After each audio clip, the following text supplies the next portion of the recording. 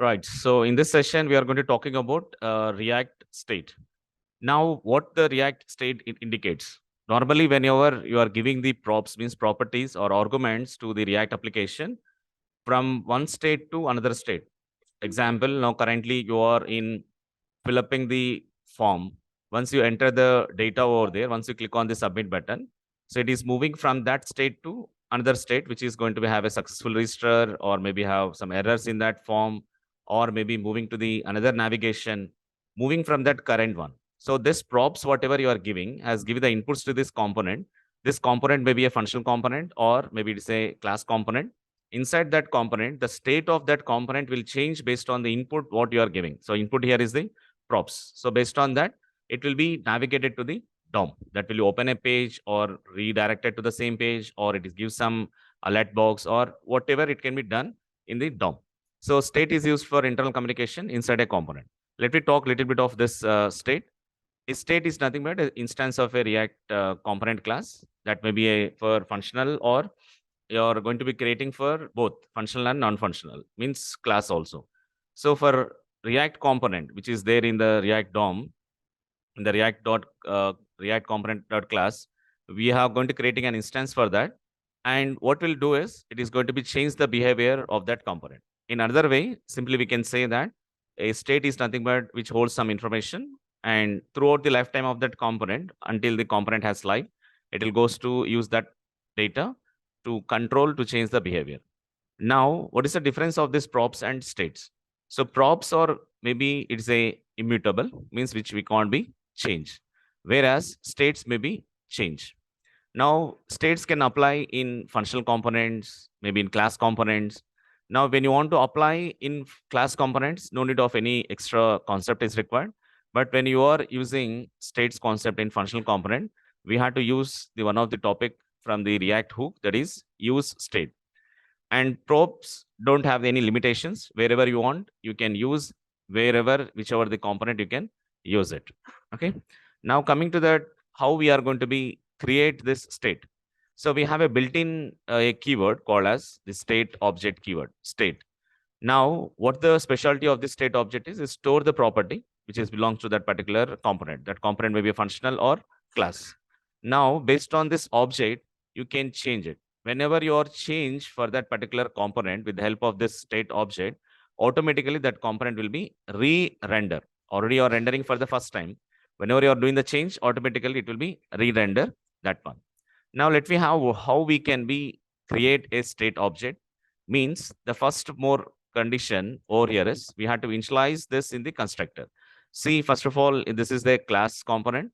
So already you're aware class component can be used with the extend keyword and react.component. In the constructor of the class, we are going to using this dot state. So this is how we are going to creating a state object in a class component. This dot state equal to attribute colon value, means nothing but is a property. Now you are using the value colon attribute colon value. That attribute may be a color, maybe a blue, color colon blue, or color colon the red, whichever the property you want, we can use it. Now, what is the story of this state in class component is whenever you are going to be initiating that class component inside the class component, the state object, the total properties of that you are going to be accessing with the help of this object. Means whatever the properties you are defining in the class component, with the help of this dot state, you can access that properties. Example, you are defining a color, this dot state dot color, like this we are going to be accessing. But only the difference over here is we can change this properties. Means previously we have the props concept, but with the help of this state, we can change the properties of a particular component. But in the props, we can't change that particular property. That's why we are moving from props to state concept. Let me have a small demo in the state, in the class component.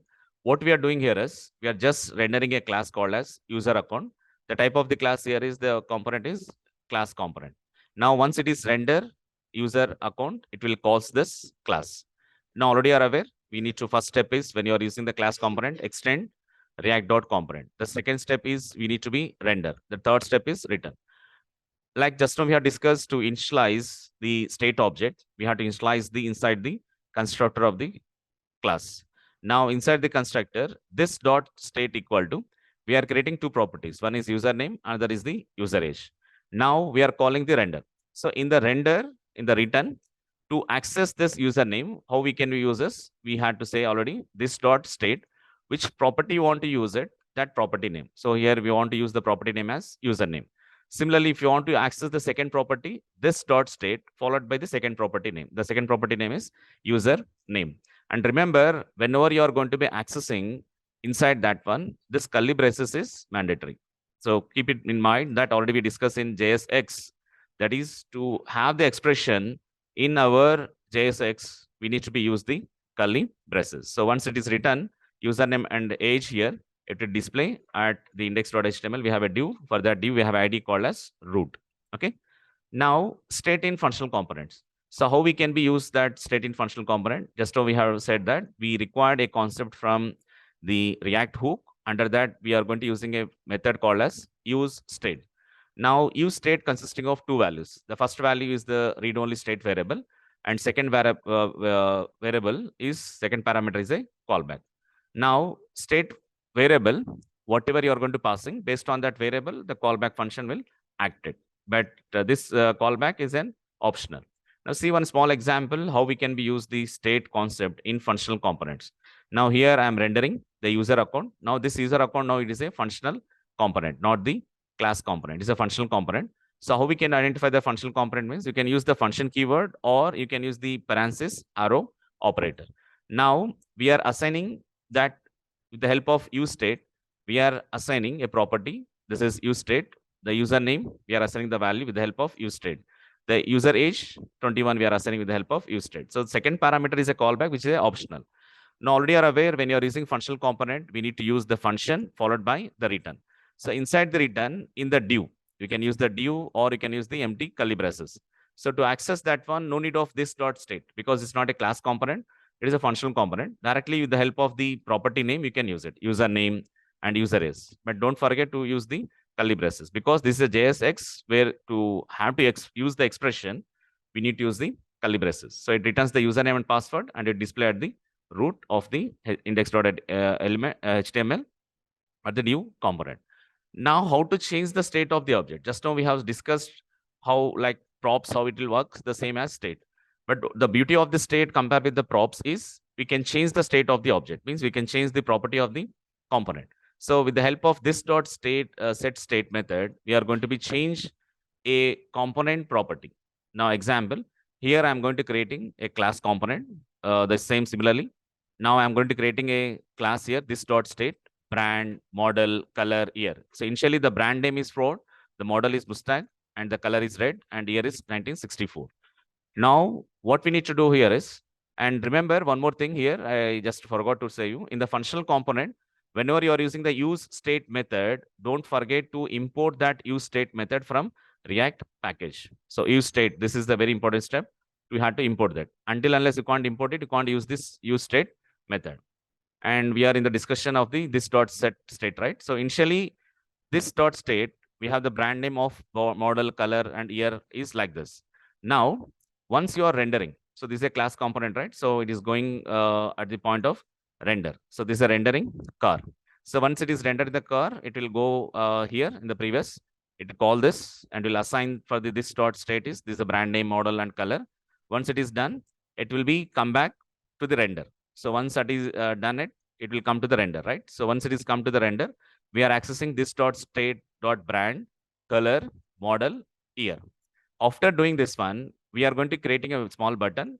Once you click on that particular button, automatically the color which is there. So the color is going to be changing from red to blue. Now how we are going to changing is on click equal to, this is called as event. This is an event and this is called as event handler. So this is an event handler. Now, whenever the event has happened, the event over here is on click. Once it is happened, now it goes to change color function. So this is how we are going to handling the function, how we are going to handling the event change color over here. So once you call this function, once you click on that particular button, it will call the change color function. Now, with the help of this dot set state, we are changing the color from red to blue. So once it is changed, it return it. Now it will be done, return that all the values in the car, and all the values are going to display at the root element of div. This is how we can do it. Now, let me have a small discussion over here before coming to this one. So we have seen one is the class component, and there is one more example is the functional component. And again, we have seen the changing of the state. Let me have run this program so that we can get some flavor of how we can do this. Coming to the first one, first program, this is a state, first demo. In the first demo, what we are doing is username and age we are doing, and go to the index.html. I'm pasting the demo program, and see, we are rendering this user account is a class component. Now in the class component, it is initializing the username to Mike123 and user age is 21. Now to access in the render, this dot state dot username and this dot state dot user age. Now I'm saving this program. Once you save, now open the code. Now user account, the username is Mike123, age is 21. So how we are doing that is the same. In the list, in order unordered list, we are going to using in the list form, we are doing this username and password, username and user age. Now see the second demo, which is for the functional components, right? So here we are going to using the functional component. Now go to the index.html. So all this in the index.html, I'm just replacing with functional component. Now see the functional component I'm going to calling here. Here is the functional component. The name of the functional component is user account.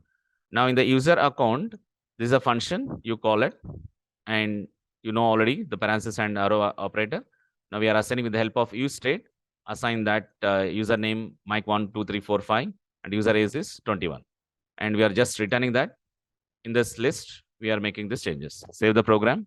I just use as Mike12345 so that you can have a distinguish between the previous class component and to this functional component, Mike123. Okay. Now the third demo, what we have to do is changing the state. Now this is a program. I'm just copying this and go to the index.js, paste. Now what we are doing here, with the help of once you call this car is a functional component. Now is a class component, not functional car.